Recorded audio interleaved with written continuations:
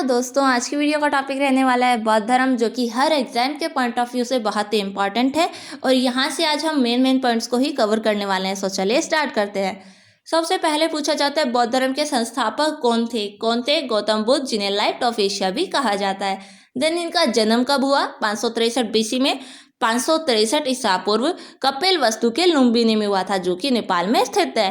Then इनके पिता का नाम क्या था? शुद्धोधन। माता का क्या नाम था? मायावती, जिनकी मृत्यु गौतम बुद्ध के जन्म के बाद ही हो जाती है। देन इनका जो लालन पालन है वो इनकी मौसी द्वारा किया जाता है। मौसी का नाम क्या था? गौतमी था, इसीलिए इनका नाम गौतम पड़ा।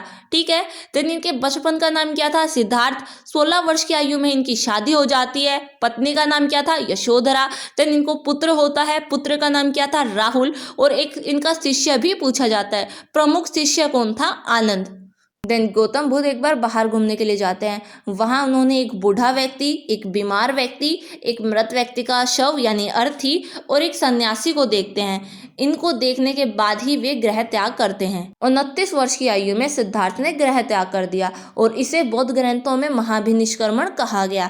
देन 6 वर्ष की कठिन तपस्या के बाद इन्हें ज्ञान की प्राप्ति होती है। वो दिन होता है वैशाख पूर्णिमा का। पूछा जाए कौन सी नदी के किनारे? तो निरंजना नदी के किनारे। कौन से पेड़ के नीचे? तो पीपल के पेड़ के नीचे। और इसके बाद ज्ञान प्राप्ति के बाद ही सिद्धार्थ को बुद्ध नाम से जाना गया और उस जगह को बोध गया के नाम से।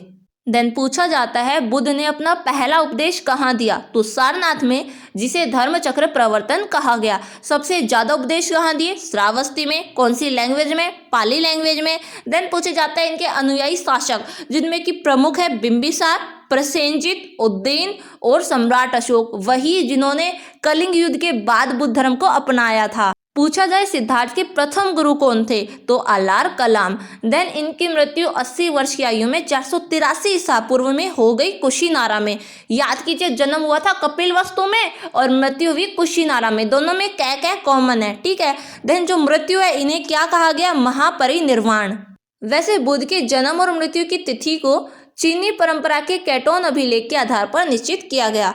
पूछा जाए बुद्ध धर्म के त्रिरत्न, तो बुद्ध संघ धम्म। त्रिपिटक पूछे जाए तो विनय पिटक, सूत्र पिटक, अभिधम पिटक। विनय पिटक, सूत्र पिटक, अभिधम पिटक। पूछा जाए अष्टांगिक मार्ग किस धर्म से रिलेट करता है? तो आंसर होगा बौद्ध धर्म। बुद्ध के अनुसार अष्टांगिक मार्ग को अपनाने के बाद मनुष्य सांसारिक दुखों से परे हो जाता है। बुद्ध धर्म का सबसे पवित्र त्योहार कौन सा है? वैशाख पूर्णिमा। इसे बुद्ध पूर्णिमा भी कहा जाता है, क्योंकि इसी दिन बुद्ध का जन्म होता है, इसी दिन ज्ञान की प्राप्ति होती है और इसी दिन इनकी मृत्यु यानी महापरिनिर्वाण होता है। देन आगे देखिए, बुद्ध धर्म को अपनाने वालों को, अनुयायियों को 2 भाग में डिवाइड किया जाता है, भिक्षुक और उपासक।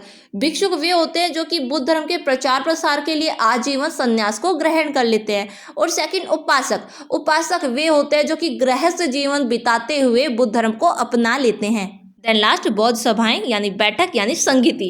ठीक है। टोटल 4 भी बहुत ही आसानी से याद हो जातेंगे। प्रथम हुई थी 483 ईसा पूर्व, जिस टाइम पर बुद्ध की मृत्यु हुई 483 ईसा पूर्व, ठीक उसी टाइम पे प्रथम बैठक हुई थी। और सेकंड बैठक हुई थी ठीक 100 साल बाद, 483 के बाद 383 में। थर्ड हुई थी 255 में और फोर्थ हुई थी प्रथम शताब्दी में। देन कहाँ और किसके शासन काल में हुई? तो प्रथम जो 483 में हुई थी वो हुई थी राजगृह में। राजगृह से स्टार्टिंग होती है और उस टाइम पे शासन काल होता है अजात शत्रु का। सेकंड हुई थी वैशाली में काला अशोक के टाइम पर। थर्ड हुई थी पाटलिपुत्र में अशोक के टाइम पर। और फोर्थ हुई थी कुंडलवंत कनिष्क के टाइम पर प्रथम शताब्दी में। और इसी के साथ हमारा ये टॉपिक अच्छे से कंप्लीट होता है। आई होप आपको समझ आया होगा। मिलते हैं नेक्स्ट वीडियो में न्यू टॉपिक के साथ। Thank you. जय हिंद।